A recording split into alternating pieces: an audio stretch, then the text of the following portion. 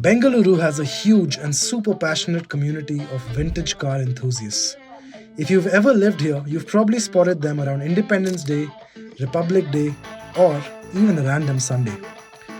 We went and met one of the craziest of them all. No, not him. Meet Dr. Ravi Prakash. He has some strong opinions about vintage cars. I don't like anybody troubling me with my vintage cars. His love for vintage cars? Loud and proud. I love my cars, and if there's nothing, I just have to sit in my garage or sit in front of a car, and I can spend the whole day and evening just looking at her and enjoying her beauty, and then I can just, go off into trance. With a collection of cars from the 1800s to the Maruti 800 and those owned by the likes of kings and kingmakers both, each car comes with a unique story. So how did a cardiac surgeon become the president of the Federation of Historic Vehicles of India? What keeps his spark alive, and what's the plan for the collection of over 250 cars and bikes parked in his garage? We find out in this episode of From Code to Culture.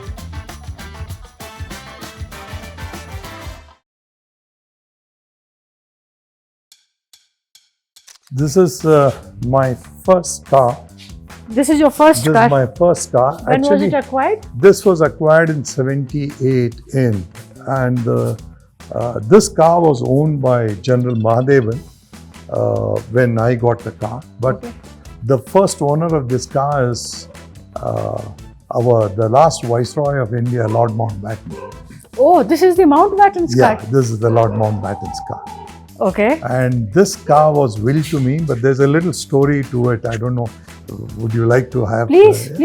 I want you to tell us the story. This car, I used to go and visit Chennai for the Sholavaram races. Later, I used to take part in the races. But this was one of my trips where I went to see the Sholavaram races. And as a friend of mine and myself, we were driving.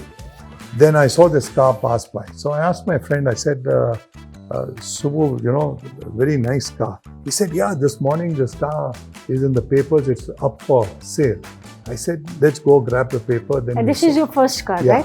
Okay. Then we went and saw the paper. Then this car was owned by General Mahadevan, and he used to live in Red Hills. So then we called up the number, and then he was there. So we drove down to his place, and this was in the morning around 11ish. And we met him, and then we were having a little chat, and then I introduced myself that I'm doing my medicine, and then I want to collect, vintage cars, and your car is very nice. And then he said, this car belongs to Lord Mountbatten, and I got it from him when I was heading the Northern Command and things like that. But what was shocking was when I asked him what is the price he was expecting. He said, I'm looking at 40,000. 40,000, in 78 was a huge... 1978? Was a huge amount of money. And I had seen a car in Bangalore, a Mercedes, which was owned by one Mr. Ganesh Rao, and I had sort of negotiated with him for 9,000 rupees. I said, a Sunbeam, which is much more lower in all respects, and a Mercedes is 9,000. So I really never had the budget of 40,000. Even for that, whatever that 9,000 that I had to pay, I had paid 1,000 rupees advance. But I had asked the gentleman that I need 3 months' time to muster that money. After that, there was no communication. But in November, I got a telegram saying that General passed away. So then I could not go for the last ride. But then I went for the 11-day ceremony. I went and paid my respects, came back. Then I got a letter, it was end of December, saying that please come and collect your car. That was probably the most terrifying time for me, because I had not negotiated the monies with him. He had asked 40,000. Now his wife says, come and collect the car. I had a couple of classmates who were all from the Gulf. They had a couple of few thousands, as their pocket monies. So I literally borrowed money. Then I drove down to Chennai to, collect the car. So I pulled out a bundle and I gave her, man, this is 40,000 rupees, what General had, asked for the car. She said, no, he's willed the car to you. So this is your car. So this is That's my the first story. Yeah, this is my first car which was willed to me, and this is probably the most special car that I have and I treasure in my life. And that's the journey began. That's the journey. That's how the journey began. It drives? Oh yeah. All my cars over here, they all drive. In fact, we use them pretty regularly. We do take them out. Okay. So how many vehicles would you have in this garage altogether now? Here, probably we have some 70 plus vehicles, but on the farm here, there would be about altogether about 160, 170 cars. This is also my workshop where we restore all the vehicles. Okay. So that's a car which is getting restored, which belongs to JRD Tata. This one? Yeah, that's a Buick 1940, which we are working on because I bought it on an auction in Jamshedpur. And we have rebuilt the engine because, somebody had sort of pulled out the engine. They had, instead of a metal piston, there were wood pistons. The things that they really had massacred the car. So we have brought her back to a running stage. We need to finish all the other things. So we are just. So this is the JRD Tata car. Yeah. How much did you buy it for? In that auction, it was the first auction that was ever conducted in India. I think it was in the early 2000s. And I paid, I think, about 21 lakhs plus. 21 lakhs. Then it was a huge money. This is a Jaguar E-Type. I have done at times, I think. This is the Jaguar, huh? Yeah, Jaguar E-Type. Wow. It was always known as one of the most beautifully designed. This car belongs to our poet of our Karnataka, Kuvempu. This is the Kuvempu car? This is the Kuvempu car. Oh, okay. This is the Kuvempu car. And this is Maharani of Travancore's Sunbeam. This one? Yeah. So these colors were restored to the original color, or you changed the color? No. We have kept everything to the original specs. What beautiful colors these are. Yeah. And this is the car I was telling you who's the guzzler. The Mercedes Newburgh. This is the Maharaja of Rajkot's car. This one? Yeah. And the other car is a Fiat, which is a Maharaja of Kuch Bihar's car. So almost all the Maharajas and Nawabs of India in colonial times, their cars are here, sitting here. There are quite a few cars. And there's a very special car, Lancaster Straight 8. There are 11 cars in the world. This is the oldest of all. And this belonged to Motilal Nehru. Motilal Nehru? Yeah. And these are the muscle cars. This is a Camaro, that's a Mustang, that's a Ford Thunderbird. And among the cars, this is the oldest of all. This is the oldest car, huh? Here, in the garage. You can sit at the steering wheel. Come, you sit. And it has a carriage. You want to sit here? No. Okay. She's driving a 19, you're driving a 19, you're sitting in a 1909 Wolseley. Wow. Yeah. So and those days they had this partition between the carriage, occupants, and they also had a little telephone there. This one? So, they could speak and instruct the driver, because they did not want the driver to know what they were talking. So they could. This is what actually Ford Henry built his first Model T. And this is a Model T. This is a 1915 Doctor's Coupe. Come this side. You just honk, use the horn. And Ford Henry said that you can paint my cars any color. Even though these are Maharaja's car, right? Many of them are of other colors, not black. Yeah. So this idea about black being the aristocratic, noble, officious car, I'm presuming it's kind of evolved over the years, isn't it? Like today, black is that car. In fact, good old days, the black used to be all the mafia cars. If you really looked into, movies like Godfathers and whatever, all the cars were black because all the dons. But not really. I mean, yes, what you say is that it's a more aristocratic way. How much does it take? What's your monthly expenses to do all this, maintain all this? Just give me a ballpark number. You know, they always say, never ask a woman how much she spends on herself, going to the parlor and getting herself done up. So likewise, never ask a owner about how much he spends, how much gas it consumes, and what it takes to maintain, because, sometimes unrealistic figures, then you won't be spared by the family. So the best thing is to just keep spending and saying that, yes, you enjoy the hobby. Ravi, what a pleasure to meet you again. First time we met, it was 2021, I think October. We are meeting here again and taking a tour of it. Thank you. Thank you for coming. And thank you for your interviewing on the show. Totally my pleasure, Ravi. One of the things I wanted to start with is 3 years back when I met you, Ravi, that was my first sort of view into the world of a vintage car owner. I was truly sort of floored by the kind of collection you had. So lovely to talk to you today.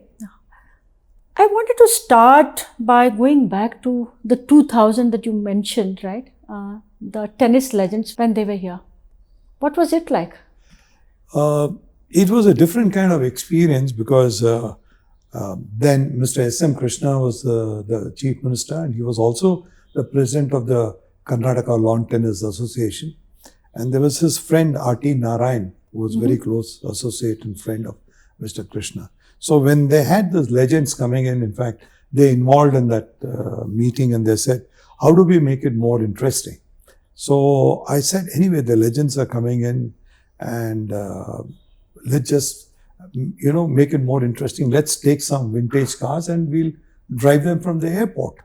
So they all got into the idea. So we took about 10, 12 cars to the airport.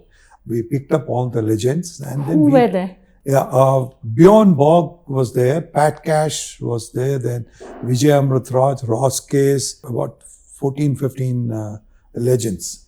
And I had the pleasure and the great opportunity of driving Bjorn Borg in my car, and my wife drove Pat Cash and Vijay Amritraj, and my friends drove Ross Case and all the other tennis legends.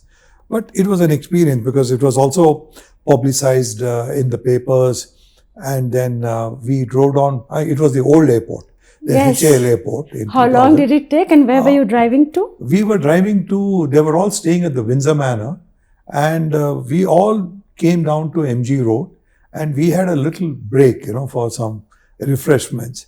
And the crowd had already gathered.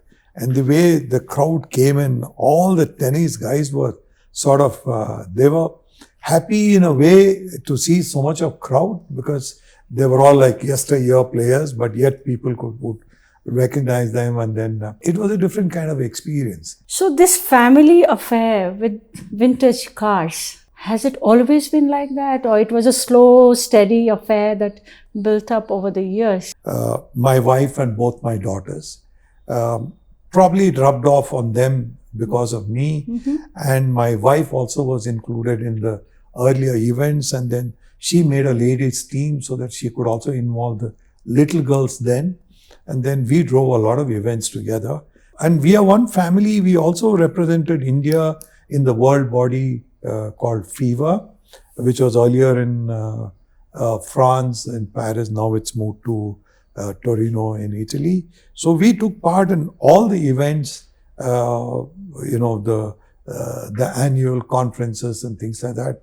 And also we have few cars in Europe which we take for all the events. And the entire family is there. Especially my elder daughter, she's totally into cars world across. The hobbies are only for one generation.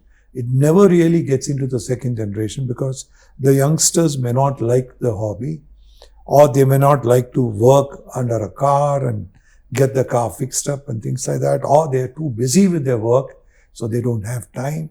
So I thought probably I'll run into that. But I was proved wrong when my wife took up this passion of mine as her passion also. And then the children got involved. So what was it like when you guys began? That is when you got married and Was she always in vintage cars? No, she was not into vintage cars. She was with the Taj Group of Hotels. She was working as the lobby manager when I met her in 1985. So at that point in time, I organized an event called Bring Beauty Back to Bangalore, because a lot of places were getting demolished, old houses and things like that.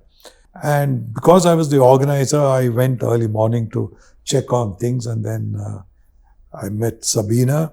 She was the lobby manager, and I asked her, I said, where's the breakfast served? And she was sort of little hoity, and she said, can't you not see the board? Please given the direction. I mean, I did not want to tell her. I was looking at her, I missed the board. But anyway, that's how our journey began. But she gave me a tough time also in the journey. And finally she said yes. And now she slowly got into my hobby, which actually started as a hobby. Then it became a passion over a period of time. And today I feel the hobby and passion have sort of got vanished, and now it's become an obsession. So my family is part and parcel of it, which is a great strength for me to, continue to pursue, and also to help not only our own collection, but also I'm the president of the Federation of Historic Vehicles of India. I have a very dear friend, like elder brother, Vikram Singh from Jaipur. He's the General Secretary. He's a great help, and we both, with help of all the other friends, we are putting everything together to see how we can safeguard this automotive heritage history in India. So Ravi, I have a question for you. So back in the 70s, right, when you started, Late 70s. Late 70s, did people think you were crazy? I mean, did people understand what vintage cars were? What was the reaction of people when they saw your passion, obsession, whatever you want to call it, about vintage cars? I would say it's not only then when I started, even today, many people think I'm crazy, because the volume and the intensity and the passion, the obsession that we have is only been increasing.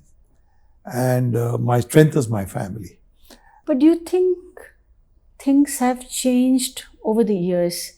Like when in the 70s, and how people looked at your obsession, passion for cars to today. And I know that there is a retro analog sort of wave picking up across vinyls, cassettes, CDs, cars, virtually every other thing that you think about, people are going back to the analog era.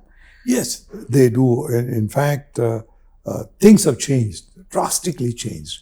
And there are new collectors, and there are people who are a lot more enthusiasts, and a lot more people who are involved. And also the other thing is that people do have cash today compared to those days. Those days, money was very hard to come by. And literally every rupee we need to save to buy something. But today, it's not like that. People work hard, they earn well, they have extra money to splurge on their hobbies and whatever passions. But I have this project of my museum coming up, so I keep meeting people with diverse interest, and people collect like postcards and all kinds of stuff. All kinds of people have collected pencils, matchboxes, pens, all kinds of things. It depends on whatever their affordability is. But I appreciate each and every collector. Okay, car is an expensive, hobby. But any other thing which is so passionately collected, I value each and every collector same as it could be an expensive collector or whatever it is. Because I also respect in the car collection, if somebody has got a Fiat or an Ambassador, what they treasure, somebody would have a Rolls or a Bentley or a Bugatti. It's all the same, because it's the thought that you have, it's the love that you have, and it's the care that you give for that. automobiles. So I have to tell you this. So I have a 25-year-old son. So he's a musician, and so his love affair with going and hunting in junkyard for cassette players and vinyls and this and that. And initially he would go and spend an entire day hunting. And I couldn't relate to that, okay? And it took me time to see the kind of joy, the kind of passion it brought to him. And of late, I see him go buy a CD player and then fix it on a Sunday. He would spend the entire day fixing it. And the pleasure, all that, even if it's a $500 CD player and fixing it.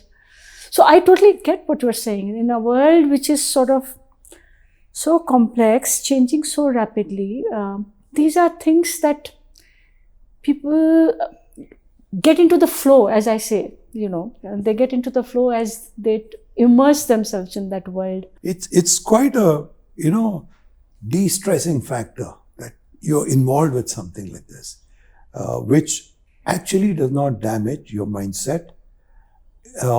It may be a little hard on your pocket, but it is not going for the wrong things. Yes, absolutely, absolutely.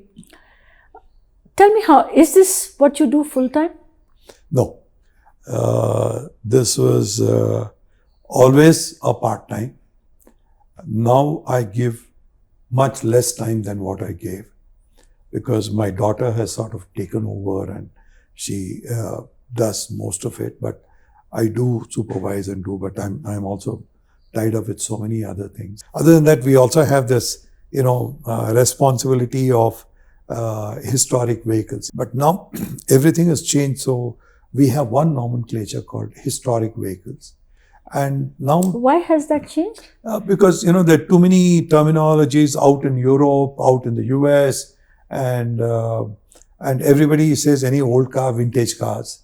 So now there's a sort of a common term which we use as historic vehicles. The very first car, which was the gasoline car, was manufactured way back in 1886. This is the Ford, right? No, the 1886 was the Mercedes patent wagon. Okay. In fact, we have one parked in the office outside. So that was the very first gasoline car which Carl Benz made it, and his wife drove the car. She was the first driver to drive the car with her two sons. So from 1886 to 1909, so it's called the veteran cars. And from 1909 to 1919, that era was called as the Edwardian cars. And from 1909 to 1919, 1919 to? 1919 to 1939, it was called vintage cars. And from 1940 to 1979, they were called classic cars. So this was the nomenclature which was sort of mainly was there all over the world, especially in Europe, who dominates this kind of a culture. But, in the US, it was a little different. So recently, the Federation of Historic Vehicles of the world, which is called FIVA, so they said that we need to sort of bring in one common name instead of too many names, and it's also confusing because now we are all going in for legislation to get the cars permission to drive on the roads, things like that. So they brought in one nomenclature called historic vehicles. Okay. So any cars which are 30 years and above all come into the category of historic vehicles. And we've been working on it even in India. We started this Federation of Historic Vehicles of India, for the first ever federation that was formed in India. We have pan-India office bearers. How many people would be here? We have totally almost about, we represent the clubs of India. So we at least have about over 5,000 members. Spread across? Spread across Are there India. concentration in certain cities? No, all across. There are people from the remote places also. But mainly the cities have the more population. It could be Bombay, Delhi, Bangalore, Chennai, Calcutta. They have more population because there are more vehicles and more affordability. But there are people all over India. So we have all gathered together. We've been representing in the government for legislation. There are a few changes that have happened which has helped us. But there are a lot of change that has to happen, which have not happened. But I had the opportunity to meet Prime Minister, 2 months ago. I spent quite a bit of time discussing with him this.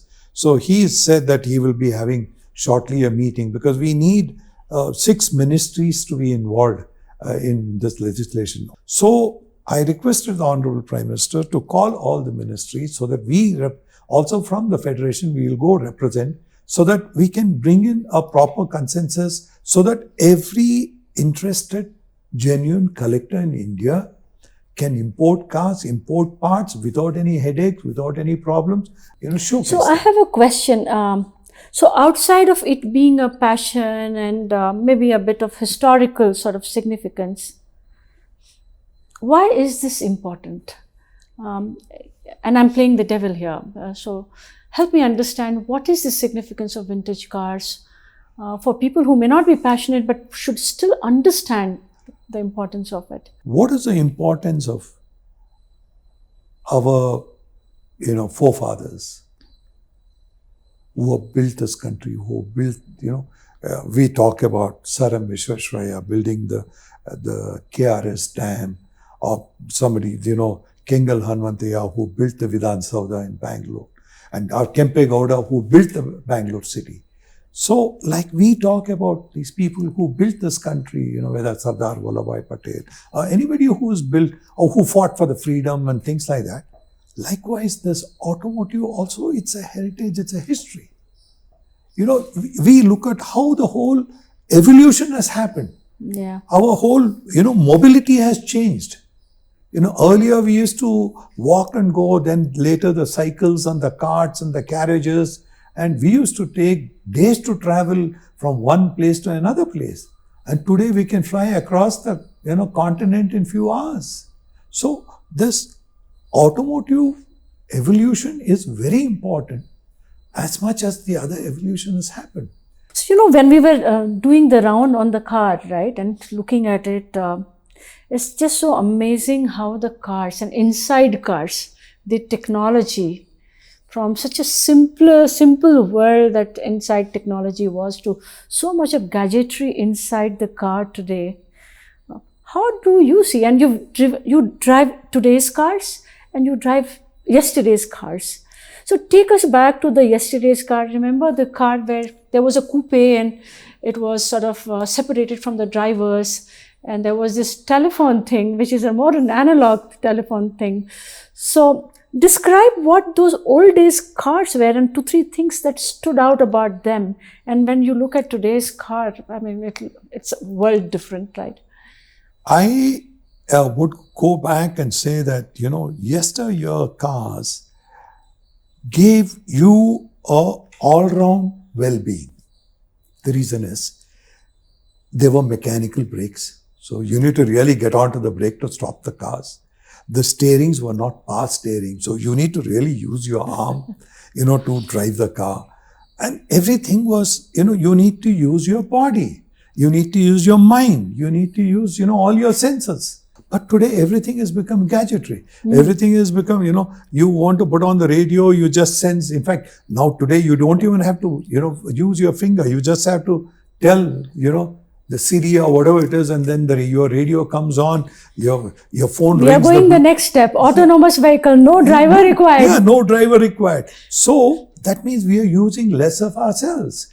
Are you the manual guy or are you the automatic guy in today's? Today I drive an automatic car. The reason is the chaotic traffic that we have.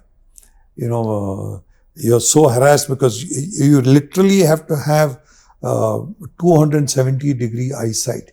If you had probably an eye at the back also would be better, because you don't know who is coming from the back, and they're coming from the left side and they're cutting on the right side and going, and then you honk at them, they look at and give you a dirty look because they think that they're doing the right thing and you're doing the wrong thing, So with the today's the traffic trend, automatic is better and a safer mode of transmission. But I would love manual, because some of my cars are, Triptonic, they have manual and automatic transmission. There are times I like to get onto the manual mode and enjoy that little thrust. But otherwise, getting into the traffic, just put on auto and keep driving. As you were talking about the history of cars, right? I wanted to sort of also us to go back to the near history, right? Which is 70s and 80s, and there was an era of American cars, Ford, etc., right? And then, of course, there were German cars always. And then there were Japanese cars, which came with a very distinct set of offerings of fuel efficiency and some of those values that Japanese are very, very sort of popular about. And then now, of course, there's the Chinese cars that have come. Even the Volvo has gotten acquired by the Chinese, right? How do you reflect on this, from the American cars to this Japanese cars to now the Chinese cars? Yeah, the American cars were basically, they were large cars and they were much more comfortable cars, and they had some superb suspension. You literally did not know that you're traveling in a car. Which is your favorite American brand? I like the Cadillacs, the Chevrolets and the Packards.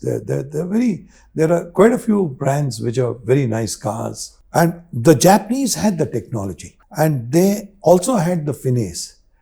And the best thing about the Japanese was they were less expensive compared to the other cars. Japanese cars became popular everywhere because it was affordable. It had all the gizmos that what one would look for.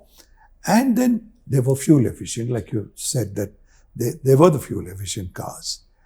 But if you look at the German cars, probably German cars were always known as the most sturdier cars, and they were more functional cars. They did not have the lines like the American cars, but the German cars were very sturdy. But the other European cars were crafted by greatest craftspeople, which had the really lines, and then they really had, even today, the concourse that happens world across, the European cars really excel because of the finesse and the lines they have.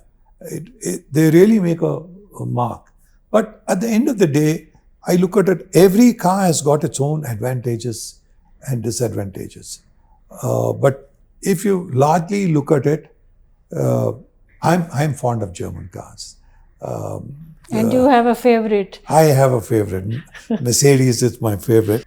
So, in an era of use and throw, and virtually everything is a use and throw. You upgrade your cell phone, you upgrade your car, you upgrade virtually everything that you own. And then you come from a 180-degree another world, right? Preserve, renovate, preserve. So from use and throw to this preserve, right? And how do you see this world, this consumerist sort of culture of use and throw juxtaposed with this world that you belong to? Most of the people, they feel if something is of not use, it should not be kept around. Mm-hmm. They feel that we just need to regularly upgrade ourselves and let go, what is already getting obsolete, or which is sort of has got less value than what they have. But I am of a different kind of a notion, because I feel, in fact, I do have my cell phones, which I bought way back in 1996 when the first ever the cell phone came, Nokia little phones. So you preserved them? I preserved almost all my phones.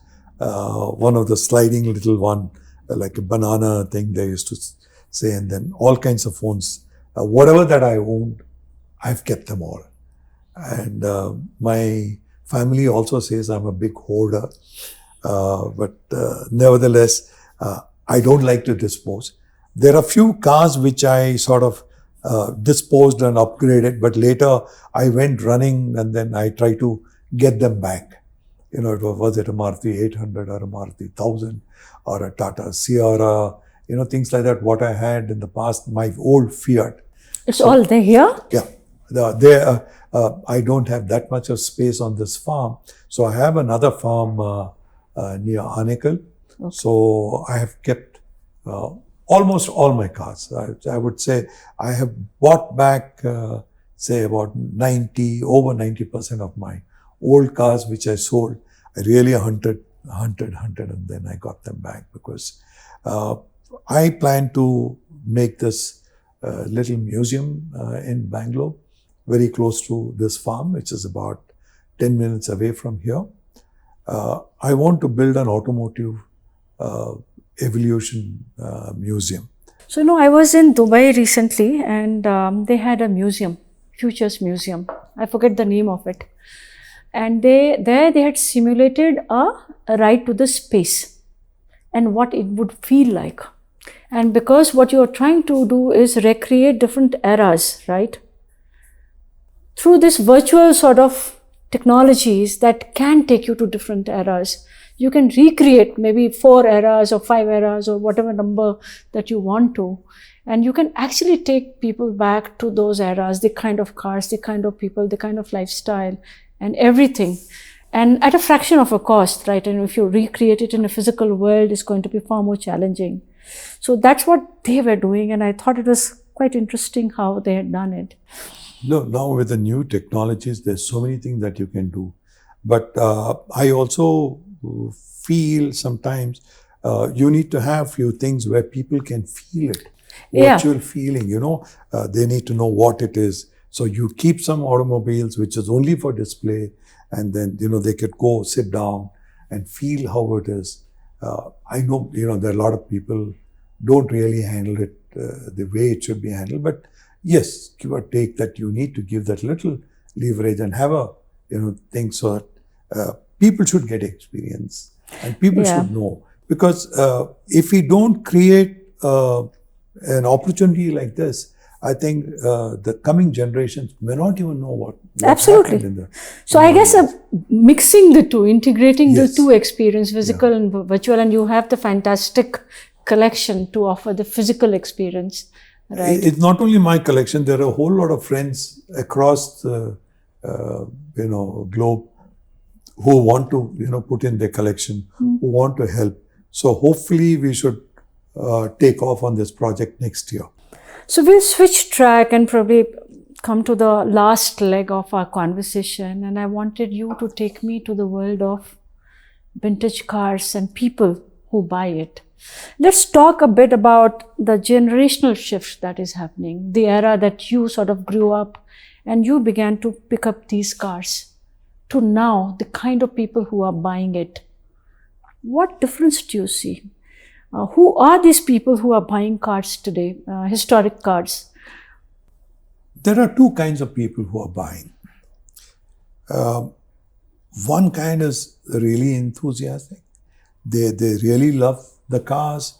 Probably their family owned a similar car, so they try to hunt and get a car. And they also would like to dirty their hands, work on the cars, and they don't mind the cars being, sent to the workshop and getting it repaired and, fix it and drive it with whatever. It is not easy to maintain an old car. It's like, it's like literally like a elderly person that what we are going to have. He's going to have some of the other problems and, the hiccups could come anytime. So some of them are really prepared to sort of take the trouble of looking after, how some people do look after their parents and elders, because for them, they feel that life, what they are today is because of their parents and they look after them, but not everybody. So the second line of people who buy it, they buy it to showcase that they have a car parked in their porch, which is a vintage car. Whether it runs or not, it does not matter, but the brand matters and the looks matters. There are two kinds of people. They do have the extra bucks to have the cars. So some people do, show off that I have this car and things like that. So there are two categories of people. And there are pure investors as well in the game? Yeah, there are investors. But there are more of investors outside India than in India. In India, they buy it because somebody are interested or somebody wants to show that they have a vintage car. In fact, there are a lot of people that I've seen, they say, my grandfather had this car, my great-grandfather's car. But actually, if you go look back into their grandfathers were probably from a very humble beginning. But then that's how they liked, in India, they do talk a little more than, sometimes you need to give a little bit of leverage and but I'm happy that they have collected cars. Is this a very well-knit community, very well-oiled? People keep talking, they are networked. Which car is available? How do you get to know? It's a very small family, So generally, if any car is being sold, you really get to know. You have a WhatsApp group? Oh, we have plenty of groups. We have at least probably about 20 groups, over 20 groups. On WhatsApp? Yeah, on WhatsApp across. What would happen before WhatsApp? How would you interact? Was there a different kind of network that existed? Yeah. Basically, it was phone calls and trunk calls and things like that.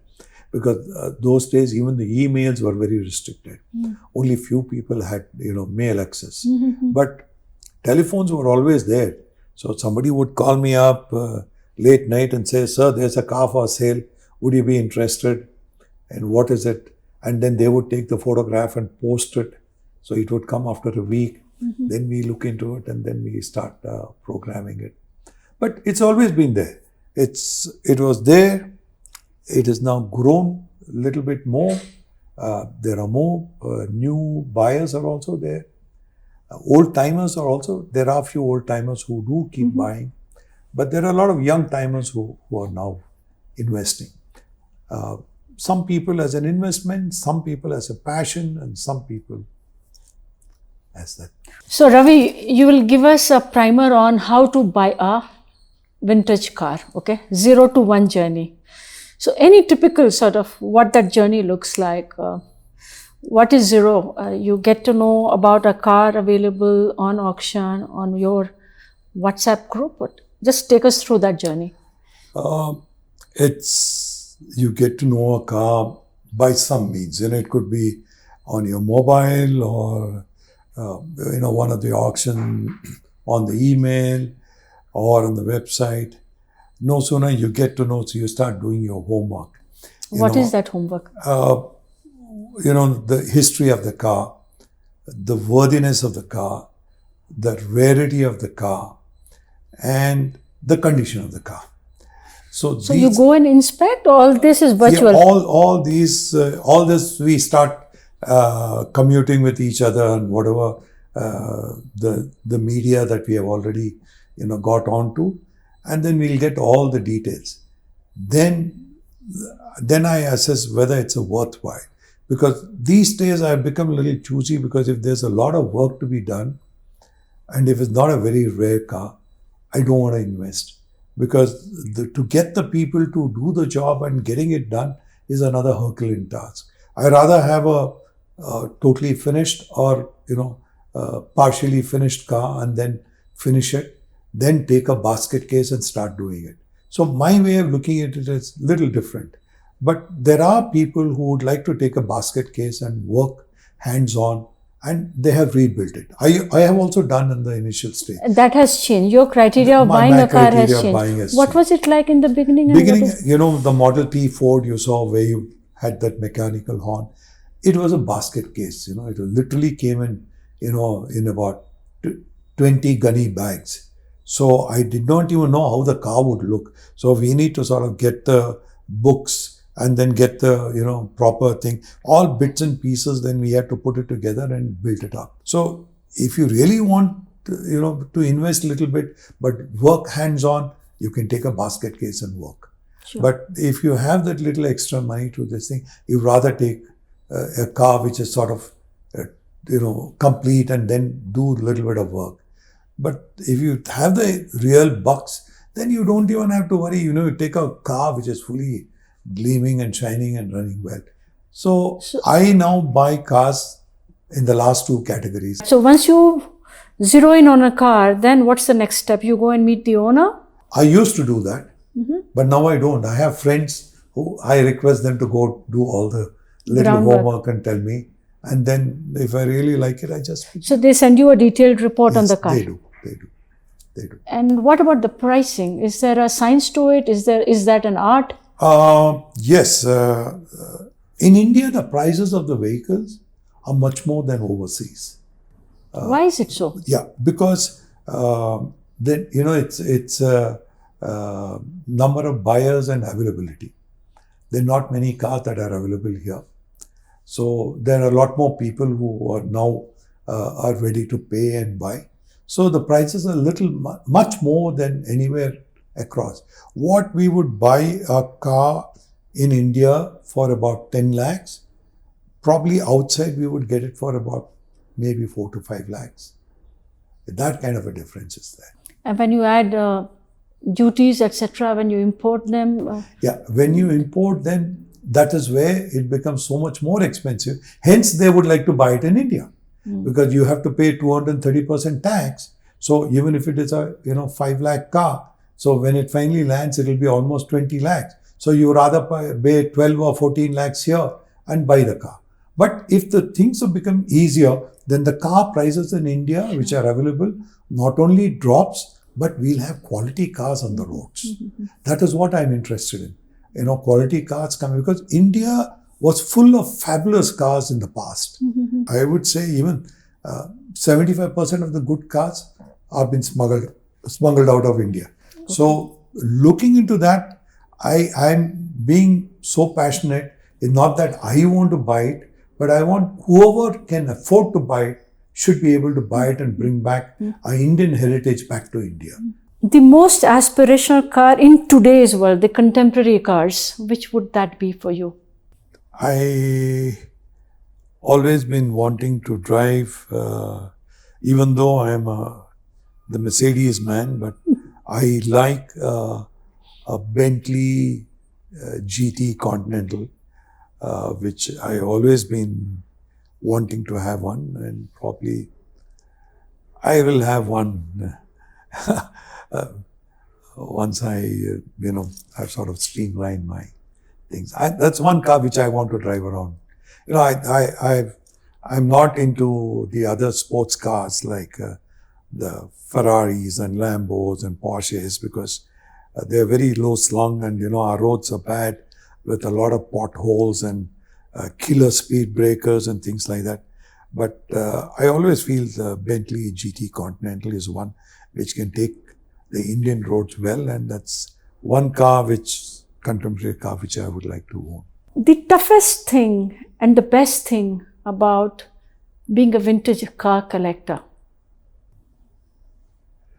The toughest thing of a vintage car collector is to have the family liking your hobby or passion or obsession. And the best thing that has happened to me is my family loves it. So one question, you've answered it at many times, but I'm still going to ask you, what are you looking for when you buy a car? Say 4 or 5 things that those have to be ticked. So what are you looking for in your car when you buy a vintage car? Now, when I buy a car, I look at the history, the rarity, and the complexity of the car. Because whatever the common cars, whatever the regular cars, I've already got quite a few in my thing.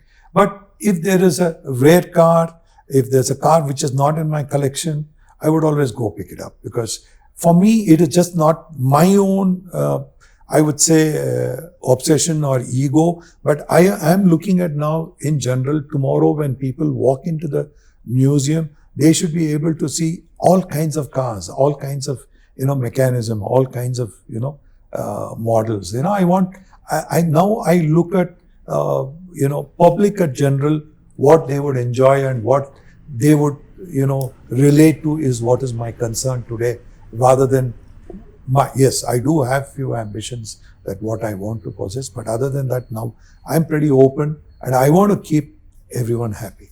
That's what I'm looking at in life. Thank you, Ravi. Lovely conversation here. Great to dive into your obsessive world of vintage cars, historic cars.